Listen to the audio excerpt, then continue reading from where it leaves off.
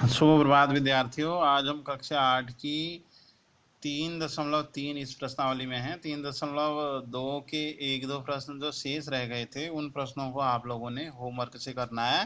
तो 3.3 के आज देखते हैं हम इसका पहला प्रश्न देखते हैं। और ये पहला प्रश्न कुछ इस प्रकार से दिया है कि ABCD एक समांतर एक चतुर्भुज है और इसके हर मतलब इस कथन को परिभाषा का प्रयोग करके या प्रयोग किए बिना या प्रयोग किए गए उस गुण द्वारा क्या कीजिए, इसको पूरा कीजिए। ये दिया गया है।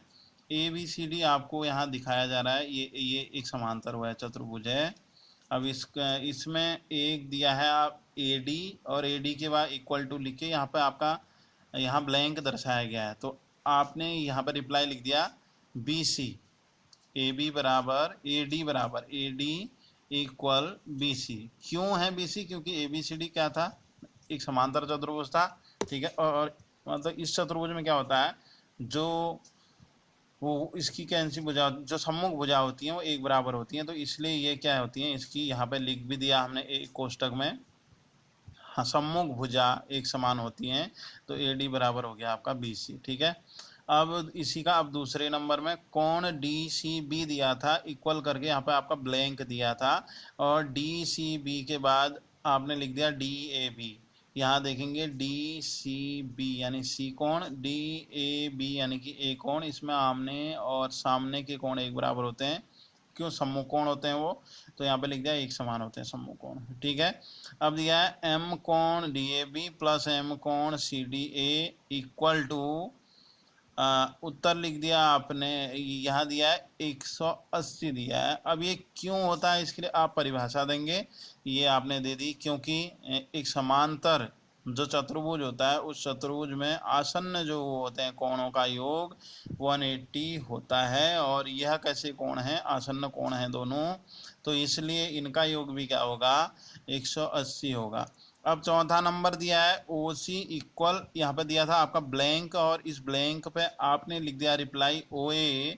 और क्यों हुए? क्योंकि ये कैसा चतुर्भुज है? एक समांतर चतुर्भुज है और इसके दोनों जो विकर्ण हैं वो O बिंदु पर हाफ हो जाते हैं। तो इसलिए OC और OA हाफ हुए होंगे। तो इसलिए आपने OC इक्वल OA लिख दिया, क्योंकि जो विकर्ण हैं वो समद्विभाजित होते हैं। तो ये था बच्चों इस पहले प्रश्न का आपका क्या कहते हैं रिप्लाई। अब हम देखते हैं इसी का अब दूसरा प्रश्न। X और Y और Z के मानों को ज्ञात कीजिए। ये X दिखाया, ये Y दिखाया, ये Z दिखाया और यहाँ पर 100 लिखा है। देखो ये X और 100 क्या है? ये आसन्न कोण है, इसलिए इनका योग भी कितना होगा? 180 होगा बच्चों। ये 100 है तो ये कितना रह गया? फिर ये रह गया 80। ठीक है। आगे देखते हैं इसका हल। यहाँ लिख दिया हमने इसके हल में 100 प्लस X इक्वल 180। इसलिए X इक्वल 180 में से 100 को किया कम और 180 ये मतलब X का मान आ गया 80 डिग्री, क्योंकि आसन्न कोण थे। अब इसी का दूसरा नंबर आपने निकालना क्या? कोण Y। कोण X और कोण Y क्या थे? आमने और सामने के कोण थे, जो कि एक बराबर होते हैं। इसमें अगर वो 100 था तो ये भी 100 आया। उसका जो ये इसी के साथ कोण था ना, ये पहला आसन्न, ये आपका 100 था। तो ये दोनों वो है आपका सम्मुख कोण हो गए। तो कोण Y बराबर भी 100 अंश हो गया। अब तीसरा नंबर देखते हैं कि X और जो क्या कोण Z भी क्या होंगे?